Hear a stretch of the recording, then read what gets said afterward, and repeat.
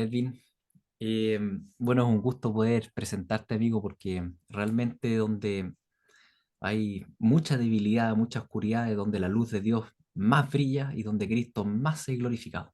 Mm, Y realmente escuchar tu testimonio, escuchar lo que el Señor ha hecho en tu vida, realmente es de tanta bendición mm, que teníamos muchas ganas de invitarte a conversar y quisimos no guardar esa conversación para nosotros dos solos como matrimonio, mm, sino que ampliar esa conversación para toda la iglesia y todos los que quieran escuchar, porque sabemos que en realidad este es un tiempo de alabanza, mm, un tiempo donde mientras tú vas hablando y vas contando la obra del Señor en tu vida, eh, el Señor Jesús va siendo glorificado y todos mm. nosotros vamos siendo edificados y vamos aprendiendo.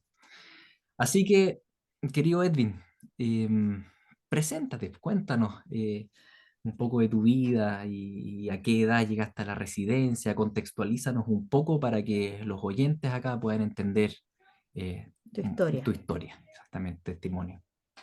Ok. Primero, gracias por la invitación. La verdad que para mí es un privilegio poder coincidir nuevamente con ustedes ahora a través de la tecnología. Gracias a todas las personas que se tomaron el tiempo de conectarse. Pues mi historia empieza cuando tenía 5 años aproximadamente.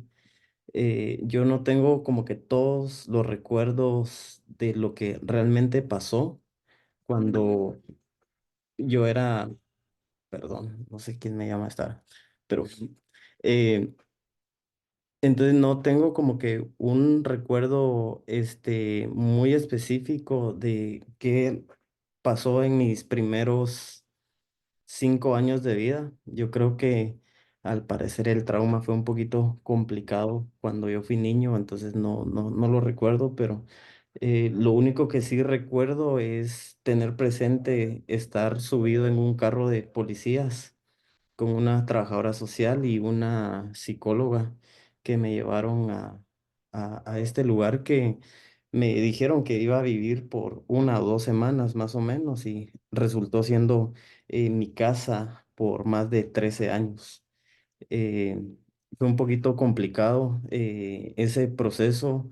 Yo creo que he tenido momentos confusos en mi vida, pero esos primeros pasos dentro de un orfanato fue lo más complicado que he tenido que vivir, porque realmente no había un adulto que me explicara con palabras que un niño podía entender lo que realmente estaba pasando. Entonces, solo era ver que un adulto se sumaba a ese movimiento, a esa transacción de pararme frente a una pared y tomarme una fotografía, agarrarme las manos y poner mis huellas sobre una hoja, firmar, la trabajadora social firmaba unas cosas, la psicóloga decía otra, la directora del orfanato, y cuando creía que ya estaba como que entendiendo cómo estaba funcionando y qué rol tenía cada persona, en ese momento aparecía otro adulto y me sacaba otra vez y no entendía realmente qué era lo que estaba pasando. Eh, Fue una etapa un poquito complicada. eh, Cruzar esa puerta de la orfandad para mí fue un proceso complicado porque empiezas a extrañar personas, o sea, literalmente cruzas esa puerta y estás más lejos de tu casa. Entonces, a mis 5 años fue ese proceso. Y yo creyendo que era el único niño que iba a vivir ahí. Y después caminé un par de metros hacia adentro del orfanato y resulta que había un campo de fútbol lleno de niños. Habían niños más pequeños jugando en el área del jardín. Habían niñas corriendo. Había una casa de bebés. Entonces es como darte cuenta que no eres el único que está sufriendo eso, que simplemente sos un niño más que está entrando a la estadística de un sistema de protección. Entonces, prácticamente así fue como llegué a un orfanato.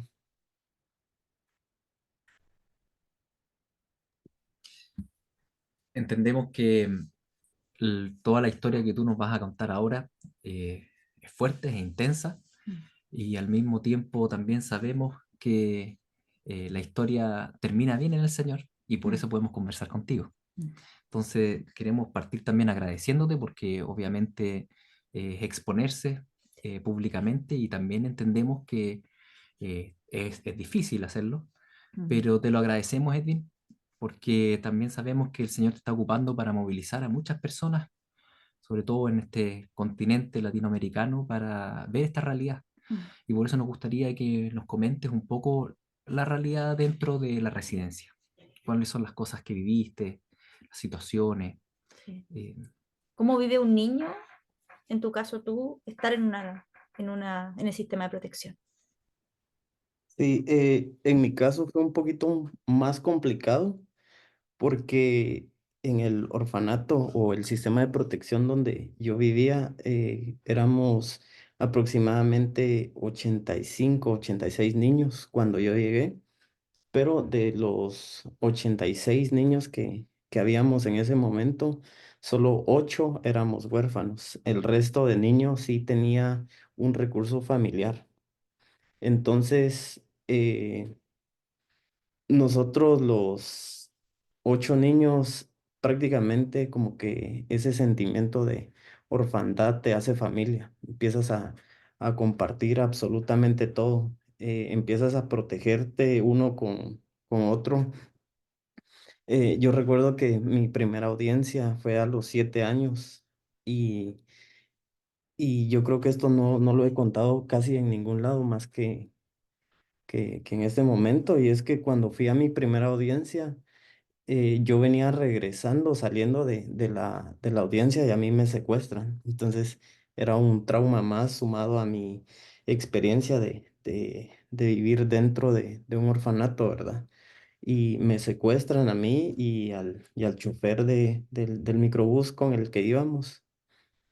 Y ese fue una época que, como que una parte de mi vida que marcó una gran parte de mi vida, porque recuerdo que cuando me secuestran, me llevan a un lugar donde no había absolutamente nadie y estoy viendo cómo están tratando mal al chofer del orfanato y escuchar esas palabras que no podían venir de otra parte que no fuera del mismo enemigo, ¿verdad? Porque escuchar, no, pero ¿por qué secuestraron a este niño? Este niño no tiene papá. Escogiste al peor niño que pudiste haber secuestrado. Este está solo. Y yo con los ojos tapados, escuchando todo eso. Entonces como que de una u otra forma mi corazón empezó a como que a derrumbarse y sentir ese sentimiento de soledad, saber que no había un recurso familiar que me defendiera, que no había una persona que diera la cara por mí, ¿verdad? Así como lo hacen los papás, de que salen a defender a sus hijos y regresar al orfanato y contarle a todos mis amiguitos lo que me había pasado y me volví como que la leyenda, así como, este no solo huérfano, sino también lo secuestran y era un trauma tras trauma y, y éramos como que muy buenos amigos, nos ayudábamos en todos, éramos muy buenos cómplices hasta para las travesuras y todo. Y yo en la cumbre conté que con estos 8 amigos estábamos en el proceso y en el programa de adopción y era ver cómo en un sillón nos sentaban cada vez que había una familia intentando adoptar un niño, eh, cómo llegaban las familias, ¿verdad? Y nos miraban a todos como que estábamos participando en alguna competencia o algo, se abrían la puerta, entraba la familia, nos saludaban y luego escogían a uno y se lo llevaban. Y era ver cómo ese sillón poco a poco se iba quedando más vacío hasta el punto que quedé solo yo con mi amigo y le dije, mira, si te escogen a ti, decí que yo soy tu mejor amigo y que yo me tengo que ir contigo. Y si me escogen a mí, yo voy a hacer lo mismo. Y recuerdo que cuando ya solo éramos los dos últimos niños sentados en ese sillón, entró la familia y escuchar el nombre de mi amigo, que lo habían escogido, era como que sentir y experimentar otra vez el abandono. y escuchar a mi amigo afuera de la casa diciendo, no, pero es que yo no puedo vivir sin él, él es mi mejor amigo, es como un hermano, y escuchar al papá decirle, no, lo siento, pero solo podemos cuidar a uno. Y pocos meses después se cancelan las adopciones en- internacionales en Guate y estoy condenado a vivir prácticamente en el sistema de protección hasta cumplir mayoría de edad. Y después de ser 8 niños que no teníamos recurso familiar, ahora era el único que me tocaba ver los días de visita desde la ventana, porque a mí nadie me iba a visitar. Y también cada fin de año, cada niño que tuviera un adulto seguro en su familia se lo podía llevar, se lo podía llevar a su casa por un mes de vacaciones de Navidad y Año Nuevo. Y por mí nunca nadie llevó a nadie, entonces me tocaba pasar las Navidades solo en el orfanato. O sea, entonces para mí fue un proceso muy complicado porque siempre he sido una persona que experimentó el abandono y la soledad desde muy pequeño.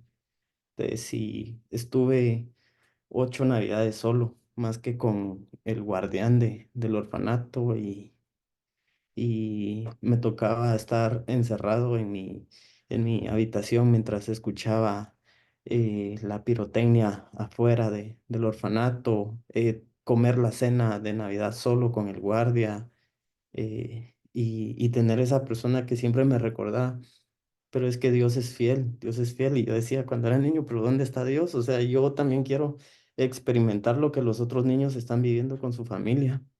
Y ya después recibirlos en enero de regresos y todos ya regresaban al orfanato con regalos, con ropa nueva, con nuevas historias que vieron a alguien de su familia y para mí era como simplemente estar encerrado y no significaba nada.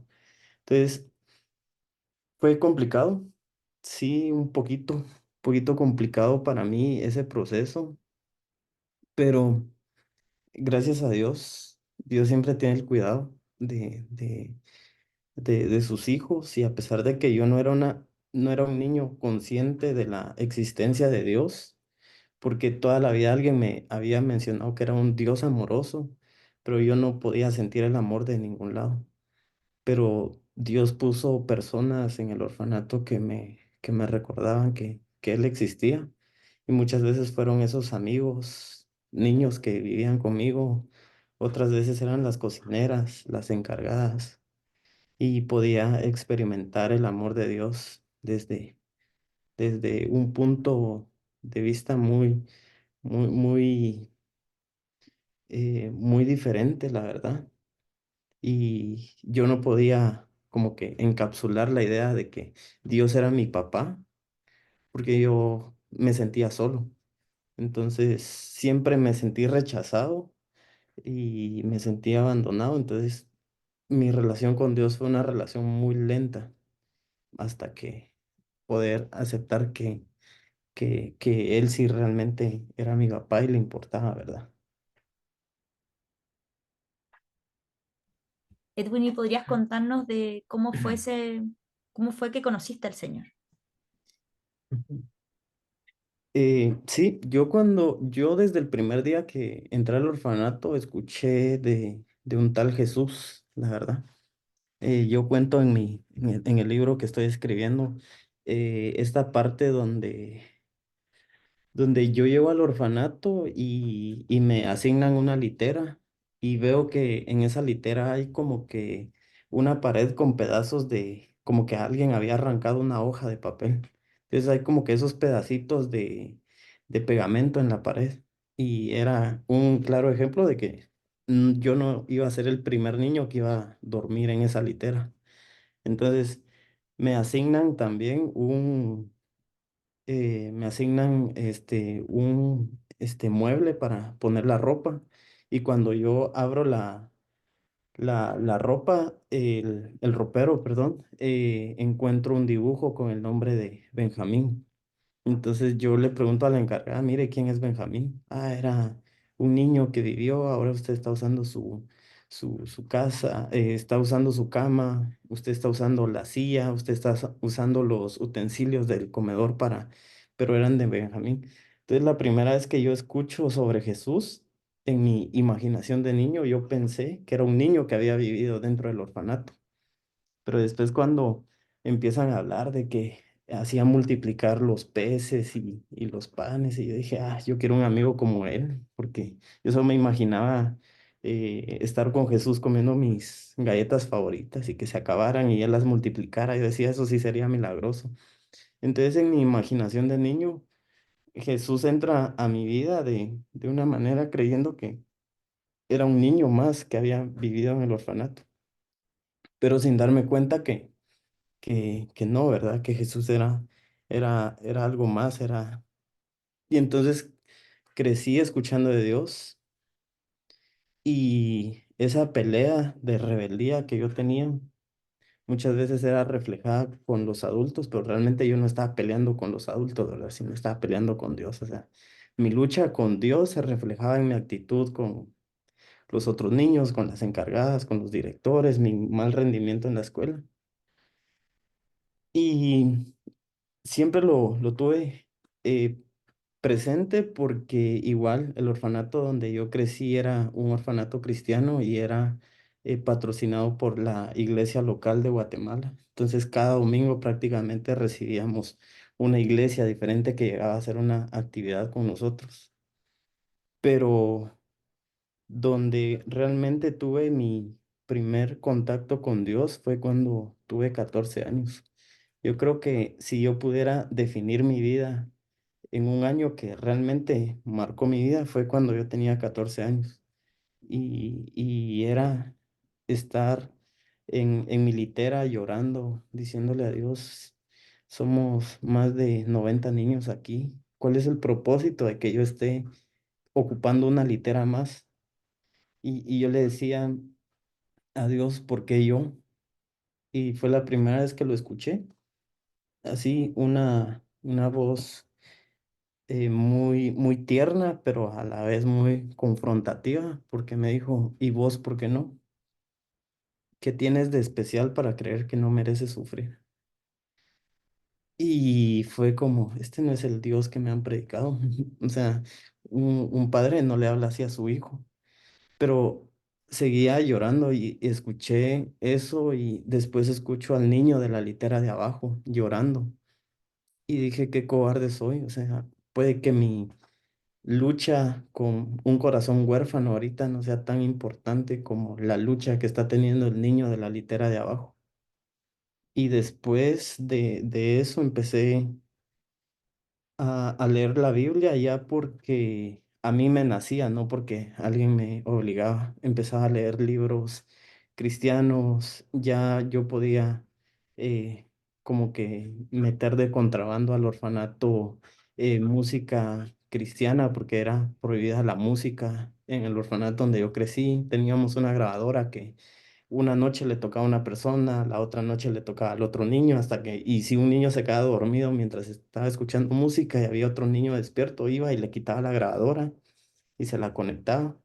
Y empecé a escuchar música cristiana y para mí esta banda argentina que se llama Rescate fue realmente como que la que me acercó a Dios de una manera bien diferente y luego esperé 5 años más creciendo en mi fe hasta que me bauticé y experimenté esa adopción espiritual de salir del agua y sentir que sí hay un papá que te abraza y te dice, ahora sí eres mío. Siempre fuiste mío, pero ahora ya me perteneces. Y entonces prácticamente desde los 14 hasta ahorita que tengo 27 ha sido ese proceso de caminar con Dios y así fue como empecé.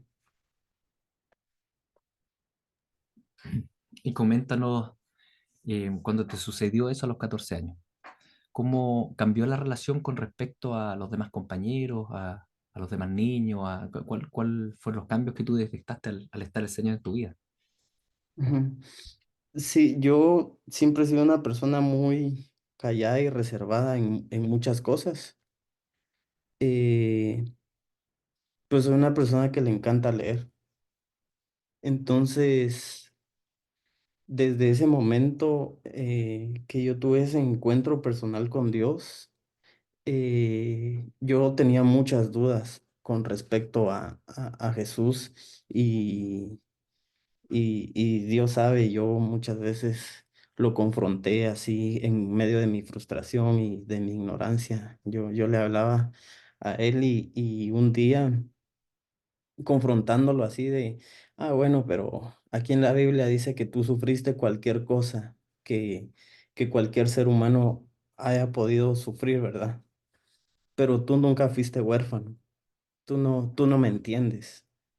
Y un día abriendo la Biblia leo ese versículo donde Jesús está crucificado y él dice, Padre, ¿por qué me has abandonado?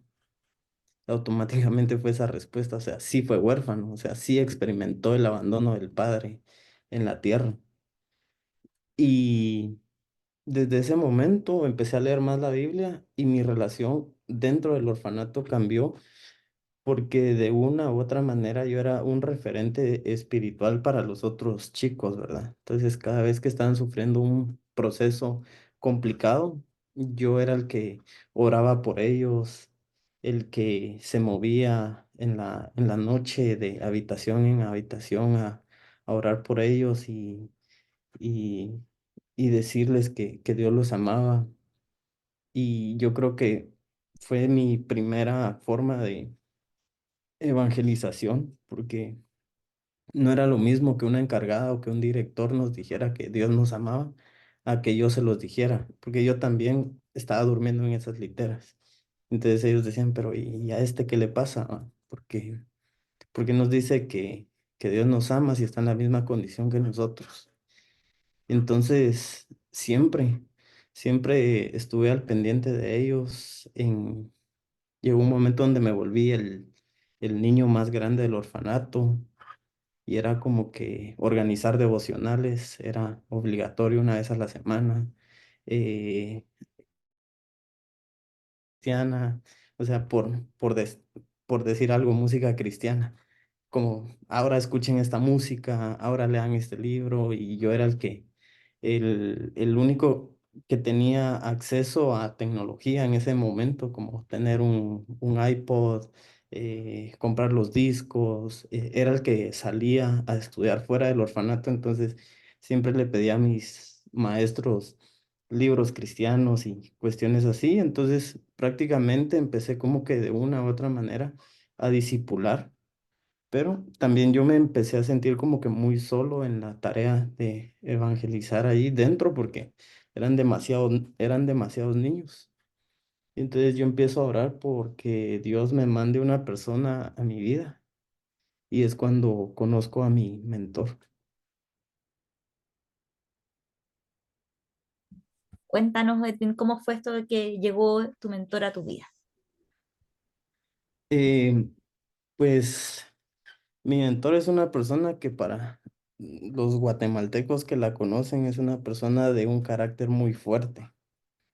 Y una persona con un carácter muy fuerte a veces es un poco rechazada ante la sociedad. Entonces, este mentor llegó al orfanato porque él trabajaba para una organización que regalaba becas a los niños de orfanatos. Y yo nunca fui un buen estudiante, pero sí me esforcé lo más que pude. Y lógicamente yo no iba a entrar al programa de becas porque, o sea, yo pasaba así en la línea, o sea, se ganaba con 60 puntos y yo sacaba 60 exactos, o sea, 61 ya era avaricia para mí, eso ya era demasiado. Entonces, él llega al orfanato a conocer prácticamente a todos los niños y contar lo que ellos están haciendo con la organización. Y sinceramente a mí nunca me llamó la atención él porque, no sé si se veía como que un poquito pesado al momento de hablar, ¿verdad? Y entonces fue como, ya terminó de hablar, ahora vamos todos a la casa. Y los adolescentes nos quedamos afuera de nuestra casa hablando. Y él subió a los campos de fútbol donde, enfrente donde nosotros estábamos. Y él tenía un carro que a mí sí me gustaba. Y era un Jeep. Yo dije, ala, qué genial su carro. A mí me gustaría tener un carro de esos. Y entonces él llegó y nos preguntó cómo están y todos bien, así en coro, como niños institucionalizados, así respondiendo todos al mismo tiempo. Y después él me pone la mano en el hombro y se me queda viendo y me dice, ¿y vos cómo estás? Y yo le digo, bien. Y me dijo, no, pero ¿cómo estás? Y fue la primera vez que alguien me preguntó cómo estás y lo sentí como que muy intencional en que sí quería saber cómo estaba. Y entonces empezamos a hablar, que estaba bien, pero que me estaba sintiendo solo y que estaba intentando hacer las cosas bien, pero que sí, ya venía desde los 5 años viviendo allí y que sí necesitaba un adulto como referente emocional. Y él me dijo, bueno, yo te puedo ayudar en eso. Y yo le dije, sí, pero es que a mí me gustaría que alguien viniera los domingos de visita a visitarme, hacer lo mismo que hacen otros niños con sus familias. Y él me dijo, bueno, está bien, voy a hablar con la directora. Y él habló con la directora y a los pocos días me llama la directora y me dice, mire, ¿se acuerda de Rolando? Y yo, sí, lo va a venir a visitar. Y yo, ¿qué? Sí, él dijo que lo quería venir a visitar y, y ahora van a pasar tiempo juntos y él va a ser como su hermano mayor y yo, qué alegre.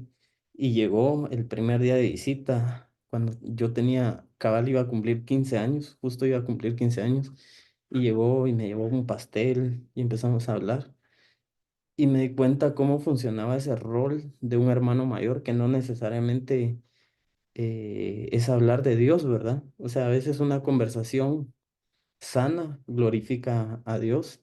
Entonces hablábamos y él me decía, ¿y cuáles son tus sueños? ¿Y qué te gustaría? ¿Qué quieres estudiar en el, no sé cómo le dicen ustedes a la carrera, el bachillerato? Y yo le dije que toda mi vida yo quería ser fotógrafo porque yo veía como un misionero llegaba a hacer las fotos de perfil de los niños y yo le decía, yo quiero hacer eso. Y recuerdo que él me regaló mi primer cámara. Le dije que yo quería estudiar para trabajar en radio y él me ayudó a conseguir un colegio para poder estudiar ciencias de la comunicación. Y empezamos a tener como que esa conversaciones profundas y hablábamos de sexualidad, hablábamos de el noviazgo y, y así como hablábamos de eso, hablábamos de Dios, de cuáles eran nuestras luchas en ese momento, dónde necesitamos reforzar nuestra fe y cosas así. Y nos hicimos muy, muy cercanos, hasta que un día llegó y me dijo que había conocido a una persona y que le ayudara a orar para que se volviera su novia y oramos. Y yo tuve que ayunar doble porque sí estaba un poquito complicado con él, pero oramos y como a los 15 días llegó y me dijo, mira, sí, ya tengo novia. Al año oramos para que se casaran, para que le dijeran que sí. Y ahí el ayuno fue 3 veces más potente y oramos y se casaron y yo estuve como que en esa faceta de su vida, cuando estaba conociendo a la persona, en su noviazgo, en su matrimonio y cuando justo cumplí 18 años y me sacan del orfanato, él se había ido a vivir un año a los Estados Unidos y a mí me toca salir del orfanato y fue una etapa bien complicada porque yo otra vez estaba como que alguien recordándome que estaba solo, ¿verdad? Porque era salir del orfanato con una mochila, un jeans y una playera extra y ver a la derecha o a la izquierda y no saber a dónde ir porque no había familia, pues no había papá, no había mamá, no había un abuelo, no había un tío y era como, ¿ahora a dónde me voy? Y fue una etapa un poquito complicada porque hice cualquier trabajo posible para sobrevivir Me llegué al punto de dormir en la calle, de vender rosas en los semáforos, de colgarme en edificios a limpiar los vidrios y cualquier cosa, a vender pizza y cosas así en el estadio. Y otra vez sentí que Dios me había abandonado en ese proceso. Y un día le escribí a este mi amigo y le digo, mira, no sé qué va a hacer de mí, pero yo no puedo vivir esta transición y para mí es muy complicada vivir esa transición así. Y él me dijo, dame 2 meses, voy a convencer a mi esposa de que nos regresemos a vivir a Guatemala. Y, y mientras me mandaba dinero, o sea, no mucho, pero sí me daba al menos para comer algo, para dormir en algún lugar. Y 2 meses después, él me llama y me dice, ¿en qué parte de la ciudad estás? Yo le mandé la dirección y 2 horas después estaba en su carro y me dijo, salí, te voy a llevar a vivir a mi casa. Y cuando me regreso a su casa, cuando llego a su casa, me doy cuenta que es un matrimonio muy joven. Acaba de nacer el primer hijo de ellos y tenía meses de haber nacido y me abrieron un espacio. Y era la fidelidad de Dios ahí en ese momento, ayudándome. Eh, Nunca me juzgó por mi condición. Siempre me decía, te admiro por lo valiente que sos. Si yo estuviera en tu posición, yo no podría con tanto. Y yo siempre he dicho que este mentor me enseñó, primero, que Dios existe. Segundo, que nunca me juzgó, nunca me criticó. Y tercero, que me aceptó tal y como yo era. Y me ayudó a salir de mi zona de confort en muchas cosas. Y yo creo que yo le ayudé en algunas otras cosas. El sueño de él siempre fue abrir un café y abrimos ese café.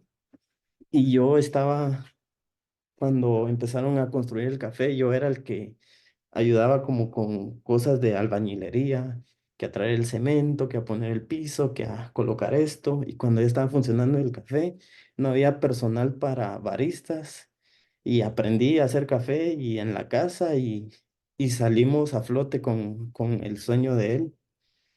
Y después ya me tocó transicionar de vivir de la casa de él. Yo ya podía presupuestarme un apartamento pequeño muy cerca de su casa y siempre estuvo ahí, siempre estuvo ahí.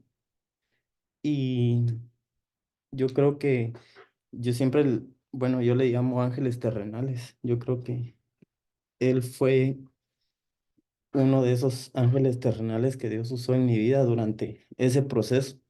Entonces fue una etapa muy dolorosa porque en ese proceso yo estaba en búsqueda ya tenía una identidad en Cristo, pero ahora estaba en una búsqueda de una identidad social, ¿verdad? Que es un poquito más complicado porque no hay un referente, yo no podía ver para atrás y decir, ah, yo me quiero parecer a mi papá o yo no quiero ser como mi papá.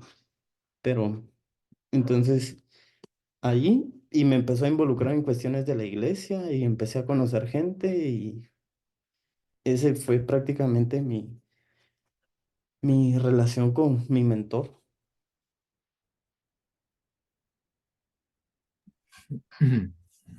Em, Vamos a proseguir la historia cronológica así como la estás llevando, aunque quedan un par de preguntas pendientes de antes, Sí. ¿sí? Pero completemos la historia así como la estás llevando, ¿no es cierto?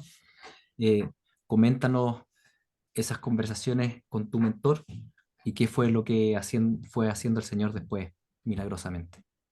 Ujú. Eh, o sea, nuestras conversaciones, muchas fueron conversaciones profundas de búsqueda de una identidad, pero cuando yo vivía ya en mi propio apartamento, llegué una noche a cenar a la casa de él y yo tenía una depresión muy horrible. Yo ya había experimentado pensamientos de suicidio, ya había pasado lo más profundo de la depresión que alguien puede vivir. Y recuerdo que me sentía un poco de bajón en ese momento y me autoinvité literalmente a cenar a su casa. Fue como, yo sé que aquí en esta casa siempre va a haber un plato extra en la mesa. Y llegué y le dije que tenía hambre, pero en realidad solo necesitaba pasar tiempo con una persona. Y cenamos. Y después de cenar, él estaba imprimiendo unas cosas frente a su computadora, unas etiquetas del café. Y yo estaba literalmente en una silla, así, así como estoy ahorita, como que moviéndome de un lado para otro, queriéndole preguntar algo, pero no, yo no me animaba a preguntarle hasta que le dije,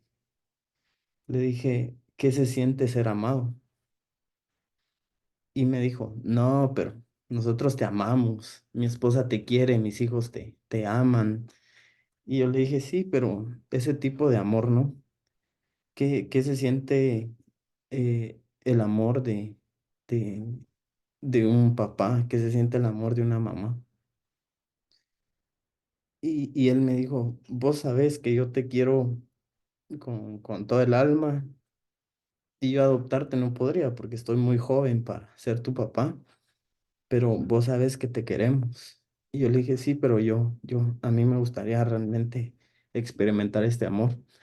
Y él se quedó como que en silencio pensando, yo me quedé sentado con él y él empezó a imprimir unas cosas en su computadora, agarró un sobre y lo metió y, y escribió algo en una nota y me dijo, toma, aquí hay un regalo para vos. Y me dijo, nunca perdás la esperanza, porque como que el tiempo del ser humano a veces es lógico, pero el tiempo de Dios a veces es ilógico. Y yo salí de esa casa llorando y llegué al apartamento y cuando abrí el sobre eran los papeles de adopción, como que el formulario de adopciones en mayores de edad en Guatemala. Y,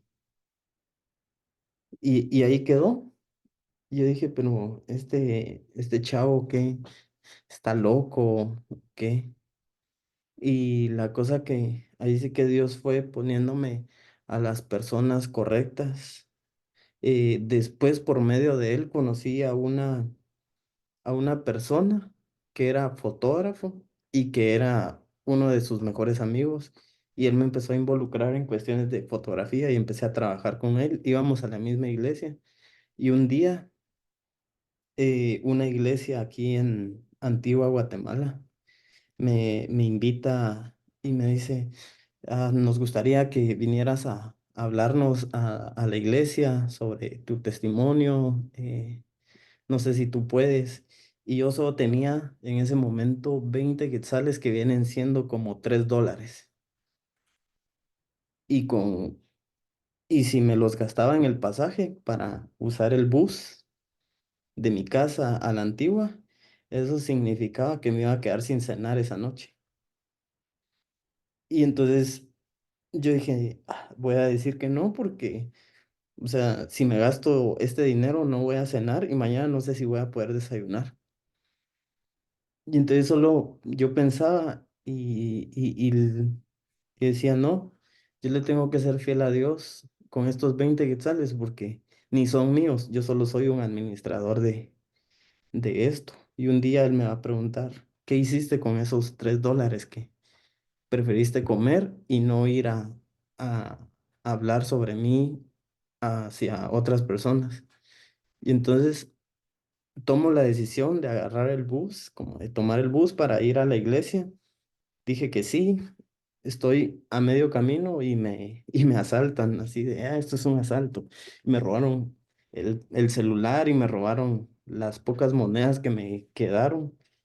Y llego a la iglesia todo asustado, no le comenté nada a nadie. Agarro el micrófono, terminé de hablar y dije, bueno, ahora sí, que sea lo que tú quieras.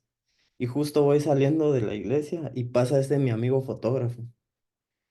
Y le hago señas así como, y me dice, ay, ¿qué haces aquí? Que no sé qué. Y yo, es que vine a dar una charla. Y le dije, mira, pero necesito $2, vamos a decir que $2 para regresarme a mi casa. Y él dice, sí, y abre su billetera y no tenía nada de efectivo. Y después le pregunta a su esposa y a sus hijos, ¿ustedes traen efectivo? No, no tenemos.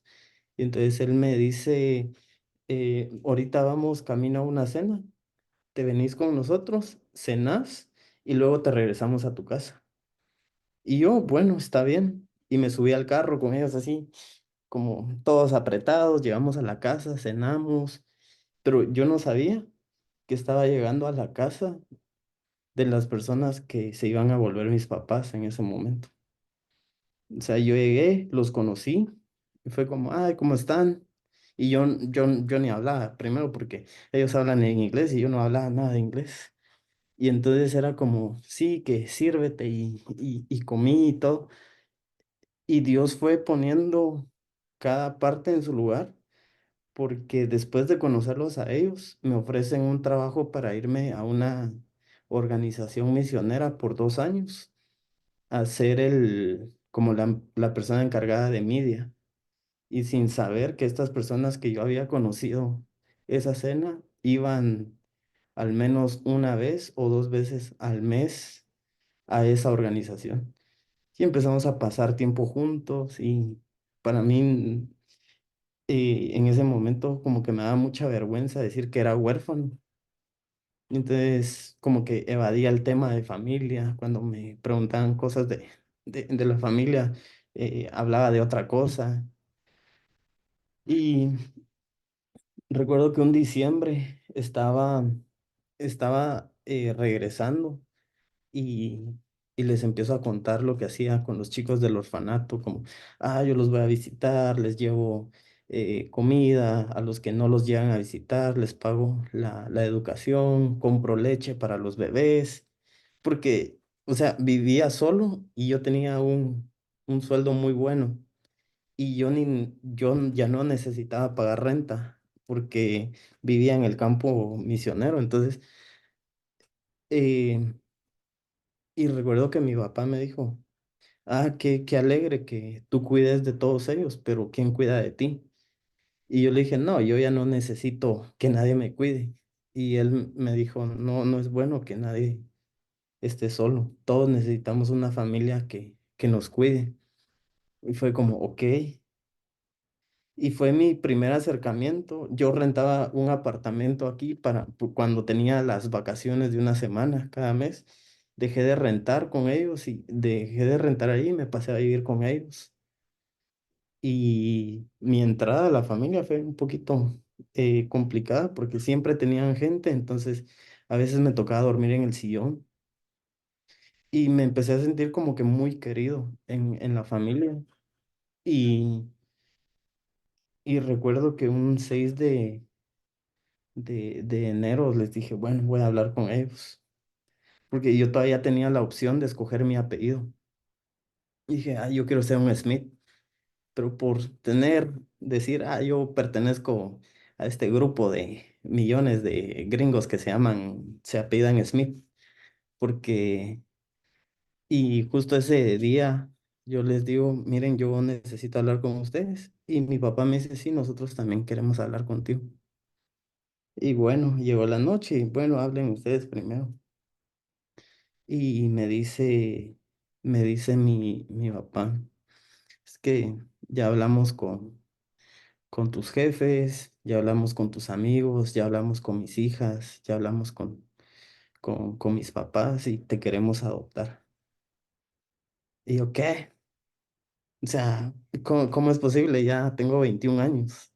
¿Quién quiere adoptar a una persona de 21 años? Y desde ahí en adelante somos familia. Yo todavía luchaba con esa parte de mí que se sigue todavía amando a esa mamá que me dio la vida. de dónde, del vientre que me sostuvo esos 9 meses. Yo la amo, aunque no la conozca, yo la amo y la respeto y la admiro y para mí ella no tiene culpa de nada y no hay nada que perdonarle porque yo no sé realmente qué pasó con ella, pero yo la sigo amando y en ese proceso yo decía, pero no es posible que vaya a traicionar a mi mamá, o sea, y le voy a dar el título de mamá a otra persona. Y recuerdo que un día estábamos en una cena y todo muy alegre y me fui a dormir y yo empecé a sentir como que esas noches donde sabía que al día siguiente iba a despertar con depresión y yo le decía a Dios, no, hoy no, déjame disfrutar este día. O sea, nunca antes me había sentido tan querido, pero yo siempre le había orado a Dios y le decía, dame la oportunidad de ver a mi mamá una vez 5, 3 minutos, solo para decirle que la vida me ha tratado bien y que tú has sido fiel. Y recuerdo que yo sentía como que esa depresión horrible mientras me estaba quedando dormido. Y en un sueño estoy en una habitación en blanco, así, muy, muy bonita. Estoy sentado en un sillón. El sillón era muy parecido al sillón del orfanato donde me sentaban cuando era niño. Y alguien me toca el hombro y me dice, bueno, te toca. Y entro y ahí entré a a la cocina y hay dos personas paradas de frente. Y en el sueño yo me le quedo viendo a una persona y fue la primera vez que vi a mi mamá en un sueño. Y la veo y muy dentro de mí me derrumbo y quiero correr a abrazarla. O sea, yo sabía que ella era mi mamá. Y veo a mi papá a la par de ella y escuchar de su voz decir, mira cómo ha crecido.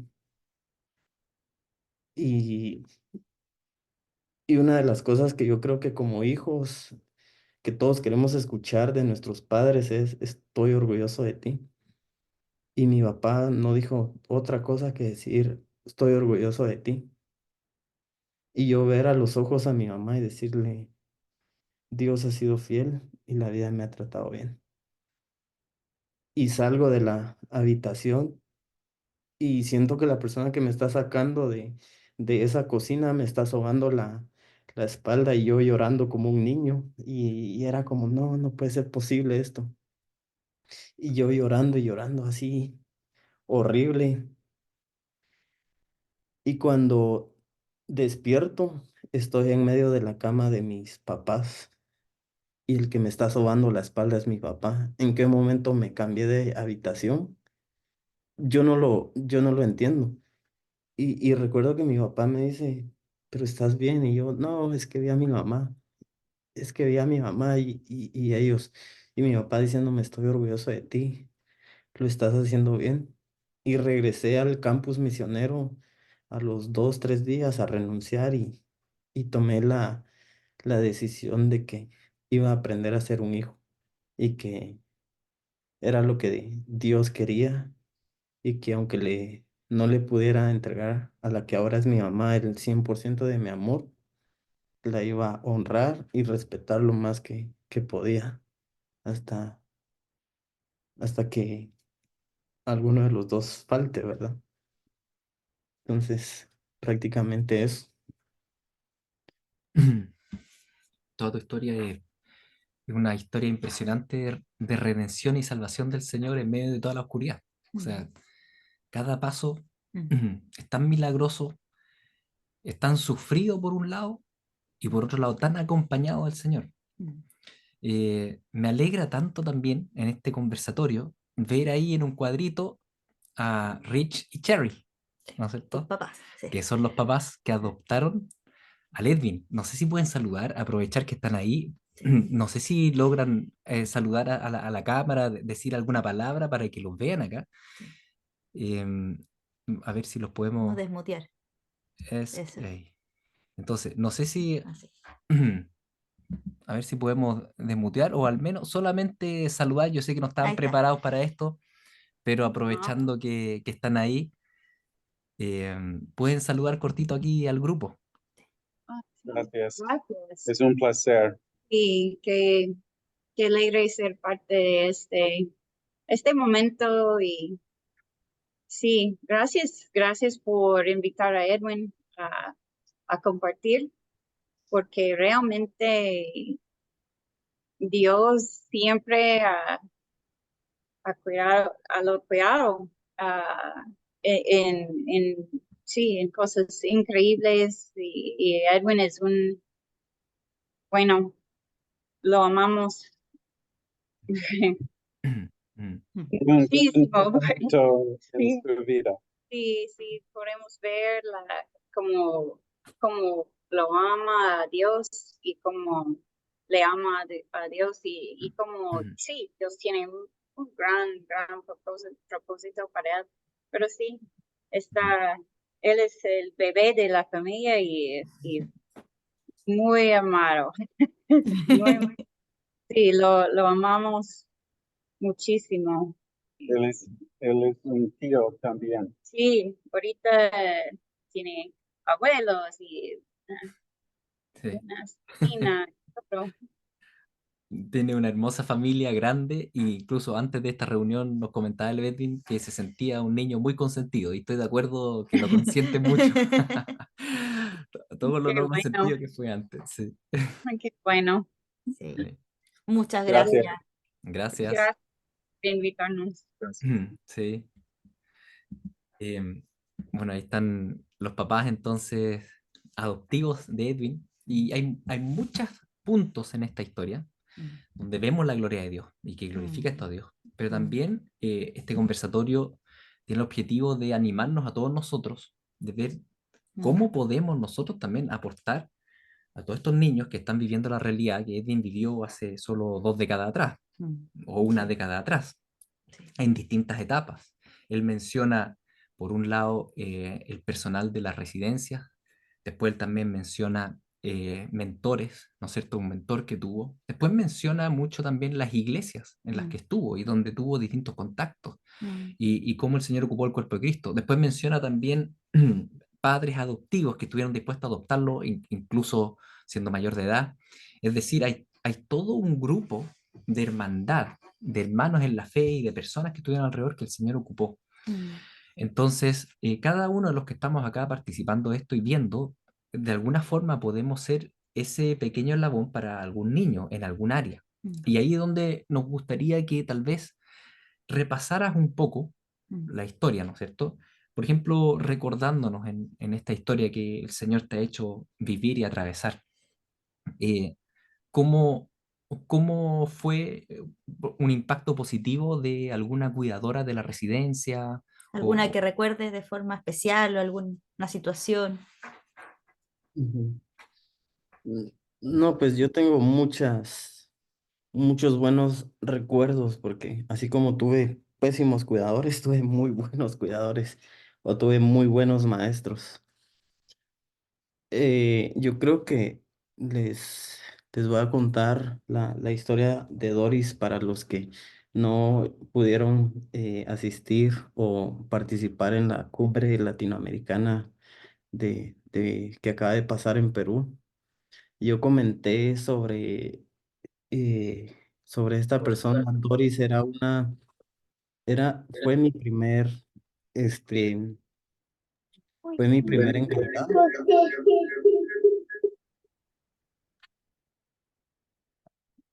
Ahí está. Doris fue mi primera encargada cuando yo llegué al orfanato. Era una salvadoreña inmigrante que estaba trabajando aquí en Guatemala y se veía que sí le apasionaba poder trabajar con niños institucionalizados. Yo siempre he creído que Doris era el reflejo del amor de Dios en ese lugar tan oscuro, tan triste, a veces siempre, siempre fue la persona tenía ese consejo, ese abrazo o que llegaba a orar por nosotros justo cuando más lo necesitábamos. Pero una de mis historias favoritas con Doris es cuando todos los niños estaban creciendo físicamente. Eh, Llegó un momento donde éramos 14 13 niños en la misma casa y todos los niños estaban creciendo y crecían dos, tres al mismo tiempo. Entonces era como que, Doris, mire, crecí, ay, qué bonito. Sí, y eso significaba que les iban a dar ropa nueva, zapatos nuevos porque estaban creciendo. Y hubo, pasó esa época como unos 2, 3 meses donde todo el mundo crecía y yo nunca, yo no era el pequeño de esa casa, ¿verdad? Entonces habían dos mesas, una mesa donde comían los grandes, porque yo los veía en esa mesa sentados a la hora de la cena y los pies les colgaban todavía. Entonces no eran grandes, simplemente, o sea, nos sacaban 5 centímetros de diferencia. Pero uno de mis sueños más grandes era poder pasar de la mesa pequeña a la mesa de los grandes. Y en esa mesa comía Doris. Y se veía que Doris le repartía más comida a los que estaban ahí. Eso era lo que yo quería. Entonces, por eso yo como que me sentía un poquito molesto de no crecer. Y yo lloraba por eso. Y me decía, yo le decía a Doris, pero es que yo no crezco, yo no crezco. Y me decía, no se preocupe, porque cuando todos dejen de crecer, usted va a crecer. Y toda mi atención va a ser solo para usted. Y él le decía, pero ¿cuándo va a ser? Que no sé qué. Y yo seguía muy como que muy caprichoso en que no iba a ser pronto, ¿verdad? Entonces ella me dijo, no, ahí va a ver, usted va a crecer un día de estos. Y un día me fui a dormir y cuando desperté al día siguiente, la pijama que me habían puesto la noche anterior me llegaba arriba de los tobillos. Y recuerdo que bajé súper emocionado con Doris. Y Doris, mire, crecí, ala, mijo, lo felicito, que no sé qué. Y me abrazó. Y después me fui a la escuela. Pero yo nunca caí en cuenta que lo que nunca me dieron ropa nueva, sino que simplemente crecí. Y así pasó el tiempo. Y cuando tenía 18 años, estaba en un centro comercial y recuerdo haberla visto de lejos. Ya era una anciana que caminaba despacio, iba de la mano de dos de sus nietas que yo había conocido también. Y yo le grito, Doris, desde el otro lado del mall, y ella voltea y veo como los ojos se le llenan de lágrimas. Y dice, ay, mi hijo, ¿cómo ha crecido? Nos abrazamos y hablamos de la vida, lo que ella estaba haciendo. eh, y, y nos tomamos un café. Yo tuve ese privilegio de poderla invitar a un café ya con lo que yo generaba como un adulto. Nos tomamos un café y ya cuando nos estábamos despidiendo le digo, Doris, eh, ¿usted me mintió alguna vez cuando yo era niño? Y me dice, ay, mijo, yo a usted le mentí muchas veces. Es que usted era un niño muy chillón. Y yo le dije, bueno, cuénteme una de esas veces que, que usted me mintió. Y me dijo, bueno, ¿usted se recuerda esa noche que supuestamente, esa mañana que supuestamente usted había crecido? Y yo, sí. Y me dice, pues en realidad usted no creció. Esa noche que usted se fue a dormir, yo en la madrugada fui y le puse una pijama más pequeña. Pero, perdón por haberle mentido, pero era más importante cuidar su corazón en ese momento. Entonces, para mí sigue siendo una de mis historias favoritas, porque como ella siempre tuvo ese cuidado hacia el corazón de los niños. Yo espero con muchas ansias que un día poder terminar este libro para ustedes poder leer unas cuantas historias más sobre esta mujer maravillosa que Dios me regaló la oportunidad de conocer en el orfanato. Lo, lo precioso, lo significativo de toda esta historia Mm, es cómo el Señor, en su multiforme amor, fue mostrando amor y cariño a través de diversas personas y en mm, pequeñas dosis. mm, Muchas veces cuando trabajamos con niños en un hogar o en adopción, o sea como sea, uno a veces se ve de alguna forma abrumado por la carencia y el dolor del otro. Y tenemos de alguna forma ese anhelo de poder suplir toda esa carencia, que en realidad no es algo que nosotros podamos hacer porque solo Dios puede hacer. Y nos damos cuenta en tu historia que a pesar de que Dios puso a Doris, ¿no es cierto? Ella ayudó mucho, pero también Dios puso a tu mentor y también ayudó mucho, pero no significó que ninguno de ellos te pudiese salvar. Vemos que finalmente fue Dios el que en el camino te fue proveyendo abrazos, cariños, mm, y también es importante que nosotros como mentores o cuidadores o familias que nos disponemos a amar a huérfanos, ¿no es cierto? Que entendamos que en realidad la verdadera solución de todos estos niños no somos nosotros. Más bien nosotros somos esos pedacitos de cariño que el Señor va dando y que les va a seguir dando a lo largo de la vida. mm, Y que es tan importante también entender eso. ¿Y por qué lo menciono? Porque todos los que están acá presentes probablemente están ocupando algún pequeño rol en algo y sienten tal vez que no está sirviendo mucho, no están salvando la vida, no están... Y sin embargo, sí es significativo. Y el único salvador es el Señor, no somos nosotros. mm, Entonces, no sé qué puedes comentar tú al respecto también desde tu vivencia, lo que, mm, lo que estoy comentando.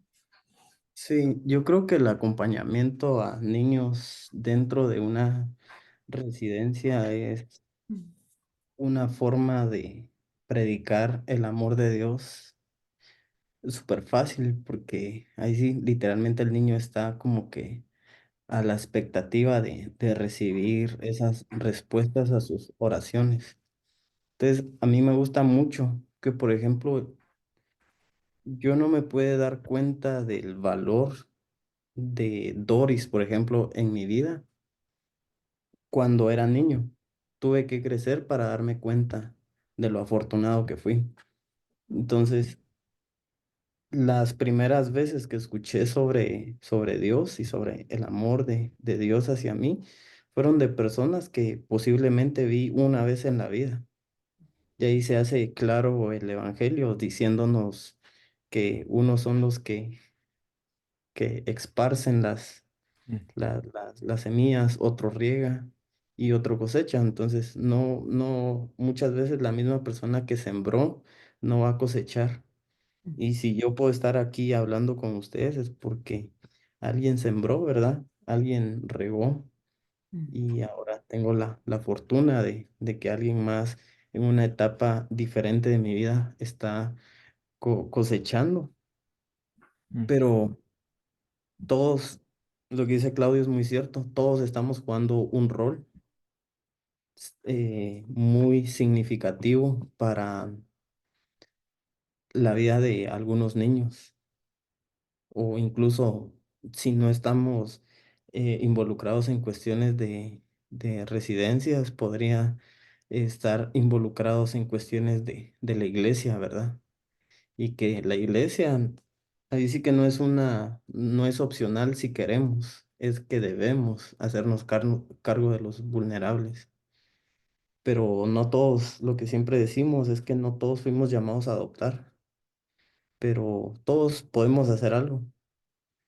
O sea, todos podemos ayudar a esa familia que adoptó, podemos ayudar económicamente, podemos ayudar llevándoles una comida una vez al mes, podríamos ayudarlos siendo niñeros para que ellos puedan recuperar esa vida matrimonial, ¿verdad?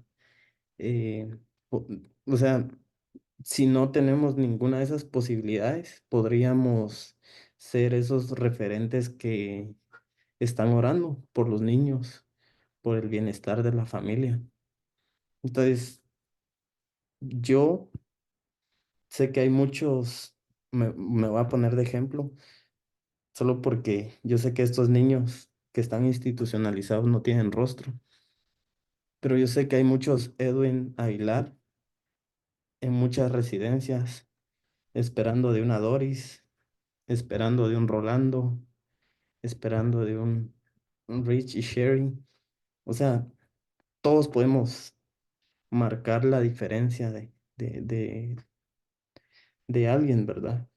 Y no necesitamos tener mucho, o sea, simplemente con estar presentes. Y a veces eso es lo que marca el rumbo de una vida, saber que hay un adulto seguro, que hay una persona a quien le importa. Entonces, eso es muy, muy importante.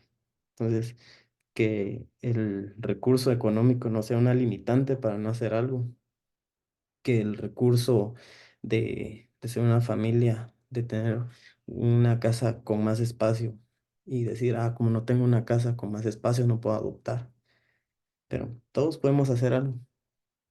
Y un día vamos a estar frente a Dios. Yo siempre se lo digo a todo mundo y se lo recuerdo a mis papás y a los chicos que mentoreo. Un día vamos a estar frente a Dios y Él nos va a preguntar. Él no nos va a preguntar a qué iglesia fuiste, tenías membresía, te bautizaste. O sea, son cosas importantes como cristianos, pero Él nos va a preguntar qué hiciste, ¿verdad? Con lo que yo te puse. Y por eso después vamos a hablar un poquito sobre eso, pero el eslogan de nuestra organización es que rompe tu corazón, que debemos enfocarnos en eso, en lo que rompe nuestro corazón. Y ahí sí que nos toca como iglesia, no, no hay opción. Y no es porque Dios necesite de nosotros, sino porque nosotros necesitamos de Dios, es que tenemos que hacer eso. Así es. Edwin, ¿podrías contarnos en qué estás actualmente?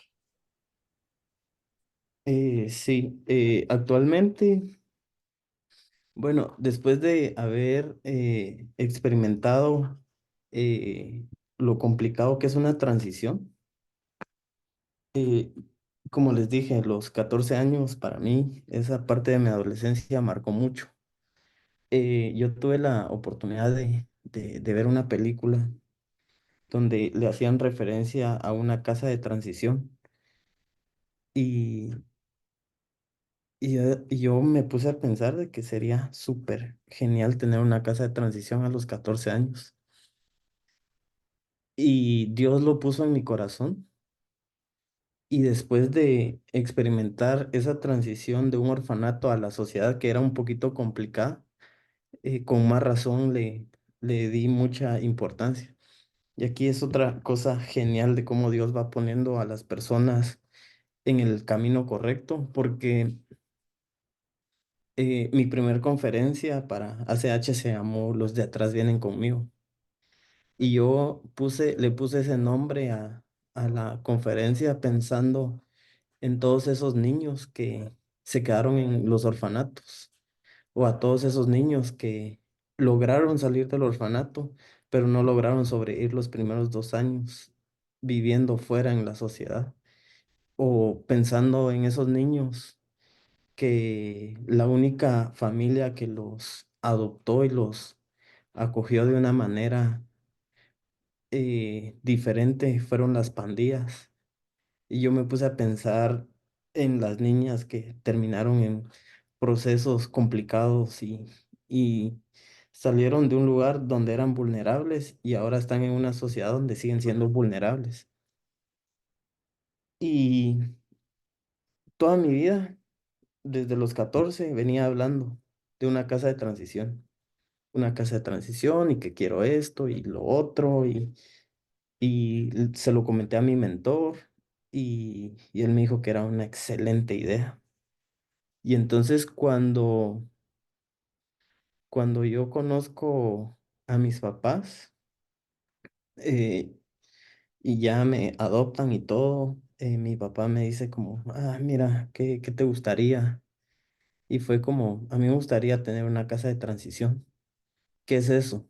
Y yo, vengan, los llevé al orfanato, les empecé a traer niños que habían salido del orfanato que yo mentoreo a la casa para que les sirvan la comida, para que los conocieran un poco más. Y yo recuerdo que cada martes, sin tener ni un dólar, nada, nos reuníamos en el patio de la casa a planificar lo que era una casa de transición. Y queremos tener discipulados y queremos tener el programa de mentoría y queremos tener algo para equiparlas y queremos que este centro sea para ayudar a la comunidad. Y entonces como que empezamos a imaginar algo muy grande. Y empezamos como que a hablar de eso, de lo que queríamos hacer. Y una persona nos donó el dinero para comprar un terreno que tiene las medidas de como 10.500 metros cuadrados. Y empezamos a planificar la casa de transición. Y cuando necesitábamos un arquitecto, yo me recordé que la primera persona que confió en mí para darme trabajo, eh, cuando yo había recién salido del orfanato, había sido un arquitecto. Y le digo, mira, estamos construyendo, queremos construir esto, no sé si te acordás de mí. Y él viene y empezó a venir gente de todos lados con diferentes talentos. Y empezamos a construir ahorita lo que va a ser uno de los centros más grandes de Guatemala para servirle de una mejor manera a las niñas vulnerables que vayan a salir de los orfanatos. Actualmente yo soy el presidente de la junta directiva y director del programa aquí en Guatemala de esa casa de transición y estamos trabajando lo más que se puede, planificando los programas, eh, tratando de armar una casa de transición donde el lugar se llama Casa de Gracia. Entonces, donde literalmente que cada niña que cruce esa puerta realmente sienta que pueda descansar en esa gracia de Dios, que se pueda sentir amada, que se pueda sentir segura. Uno de mis sueños más grandes es que alguien llegue a tocar la puerta y que sea una niña diciendo que necesita que alguien le dé refugio. Y entonces actualmente estamos haciendo eso aquí en Guatemala. Y mientras el programa y la casa de transición empiece a funcionar, seguimos trabajando con chicos que han salido de los orfanatos y les ayudamos con lo que podemos a presupuestar sus rentas, a ayudarlos a pagar su educación. Y Dios ha sido fiel, Dios ha sido fiel para sostenernos con, con eso. Realmente, eh, no sé, o sea, es súper genial ver cómo la ayuda económica viene de personas que nunca hemos visto o conocido en la vida. Pero eso es lo que estamos haciendo actualmente. Estamos con una proyección a abrir el centro en año y medio más o menos, que va a servir para estas niñas y también va a tener como que servicio a la comunidad donde va a estar. Qué hermoso escucharte. Y bueno, todos los que estamos acá presentes tenemos ahí una petición de oración de estar orando por Casa de Gracia, para que el Señor siga guiando, proveyendo. Pero la idea también de este conversatorio es que también oremos también por obreros, porque la mies es mucha y los obreros son pocos. Y hay muchos, como decía Edwin, hay muchos Edwin aún en casa hogar, en residencias, y nosotros, cada uno de nosotros puede ser un adulto seguro y persistente en sus vidas, en las diversas formas que esto se puede hacer. Entonces, si ustedes son de la Iglesia Unión Cristiana, si ustedes quieren saber más de cómo ser tal vez mentores o voluntarios en una residencia, pueden hablar con nosotros y los podemos guiar. Pero si ustedes son de tal vez de otras regiones, otros países, bueno, averigüen, infórmense, acérquense a residencias y creo que cada uno de nosotros puede tomar un rol importante, ser tal vez una Doris o tal vez ser ese Rolando que estuvieron en la vida de Edwin. Y básicamente es ser las manos, los pies, los ojos de Jesús y el Señor es el que hace la obra en los corazones. Así que les animo también a poder orarlo, a disponerse, a informarse y poder estar dispuestos a lo que el Señor quiere hacer con ustedes. Así que estamos muy agradecidos, Edwin, por escucharte. Creo que para todos los acá presentes es de mucha edificación ver lo que el Señor ha hecho y seguirá haciendo en tu vida. Y me gustaría cerrar orando, orando por Edwin, orando por Casa de Gracia, pero también orar para que el Señor levante obreros y por cada niño y niña, lactante, adolescente que actualmente están en residencia. Así que vamos a orar. Señor, te damos tantas gracias por este maravilloso tiempo, Señor, que hemos podido compartir. Gracias, Señor, porque tú hablas a nuestros corazones, Señor. Entendemos que cada uno de nosotros era huérfano y nos rescataste. Y gracias, Señor, porque podemos ver ese glorioso y maravilloso rescate también en la vida de Edwin. Queremos juntos orar por Edwin, pedirte que tú lo bendigas, pedirte que él pueda seguir creciendo en gracia, en sabiduría, Señor, conocerte, amarte, Señor, con toda su alma, mente y corazón, Señor. Te rogamos que tú sigas restaurando su corazón y enseñándole a ser hijo. Ese Señor, porque él puede disfrutar, Señor, el regalo, el privilegio de ser hijo tuyo, pero también puede experimentar el regalo de experimentar una familia, Señor, acá en la tierra, Señor. Y te damos gracias, Señor, por eso, Señor. Te queremos pedir por Casa de Gracia, para que ese lugar pueda ser un lugar de mucha bendición, de mucha restauración, de mucha sanidad, pero sobre todo un lugar donde el Evangelio pueda ser anunciado y predicado, Señor. Te pedimos que tú sigas proveyendo, Señor, los recursos económicos, que tú sigas levantando personas, voluntarios, profesionales, Señor, que les sigas dando gracia y sabiduría para poder servir allí, Señor. Y te pedimos, Señor, que tú obres, Señor, en cada una de nuestras naciones, en nuestros países, Señor. Te queremos pedir que tú levante obreros, Señor, porque la mía es mucha y los obreros son pocos, Señor. Y yo te ruego, Padre, Señor, que tú levantes voluntarios, voluntarias para las residencias, Señor. Que tú levantes hombres y mujeres dispuestos a trabajar como cuidadores, para trabajar, Señor, como voluntarios, Señor, para ser mentores, Señor. Señor, también te ruego que tú levantes también muchas familias de acogida, Señor, para que muchos de los niños que están en residencia puedan vivir en una familia, Señor. Te lo pedimos en el nombre de Jesús, Señor. También te pedimos que tú sigas levantando familias adoptivas, Señor, especialmente para los niños más grandes, Señor. Que muchas veces los niños más grandes ya incluso pierden la esperanza de ser adoptados, Señor. Señor, sigue levantando, Señor obrero. Te lo pedimos en el nombre de Jesús, Señor. Glorifícate, Señor. Y yo te ruego, Señor, por cada niño, por cada bebé, por cada adolescente, por cada joven, Señor. Te pido en el nombre de Jesús que tú te reveles a sus vidas, que tú ilumines su entendimiento y que ellos se puedan encontrar contigo, Señor. Haz tu obra, pon hijos tuyos en el sistema de protección.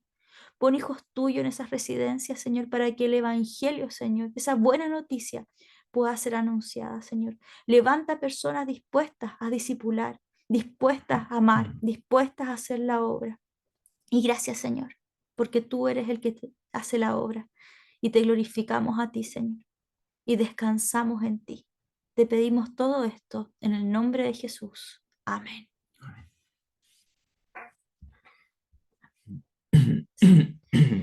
Edwin, te agradecemos mucho, de verdad. Creo que es una bendición tremenda escucharte. Y eso, pues no sé si... Sí, una vez más agradecerte y entendemos lo fuerte que es Sí. para ti repasar otra vez toda la historia Mm. y comentarla. Sé que es un esfuerzo grande, lo valoramos y te animamos porque el Señor lo ocupa para su gloria, Sí. realmente. O sea, sabemos que es difícil exponerse públicamente, pero también es una siembra muy grande y que no sabes todas las implicancias que te puede tener en todos lados. Así que te animamos también a poner los ojos en eso, en cómo el Señor lleva a crecimiento todo esto. Y también los amamos a todos ustedes que están acá participando y mirando. Los animamos a poder ser obedientes al Señor, en lo que el Señor ponga en su corazón. A cada uno le pone cosas distintas, el Espíritu Santo orquesta todo de una manera especial. Y también una vez más, agradecemos la presencia de Rich y de Cherry y que hayan sido obedientes al Señor y hayan podido adoptar y amar a este hombre que les prometo que es el hombre de 27 años que más he escuchado mencionar la palabra papá. A cada rato habla, mi papá, es el hijo más orgulloso que conozco. Así que Sí, agradecemos al Señor también por eso sí, sí. y la bendición de tenerlos aquí. Sí. Y Edwin, decirte que eres una bendición para nuestras vidas, por lo menos hablamos como matrimonio que desde que te conocemos, el Señor te ha usado para bendecirnos y que estamos muy agradecidos de conocerte y que te queremos mucho, te admiramos mucho y esperamos ahí que podamos seguir escuchándote y siendo edificados por todo lo que el Señor ha hecho en tu vida. Así que estemos orando por Edwin, está escribiendo un libro, está ahí exponiendo también en otros lugares, así que el Señor siga usándolo para su gloria. Y también es un excelente fotógrafo, así que ahí, sí, tiene unas fotos preciosas. Así que muchas gracias, Edwin, y muchas gracias a todos los que se conectaron a esta reunión. Lo vamos a dejar grabado para que también otros hermanos y hermanas de la fe que no se pudieron conectar hoy día también puedan ser bendecidos con la conversación que tuvimos el día de hoy. Así que muchas gracias y damos por terminado el conversatorio el día de hoy. Cuídense.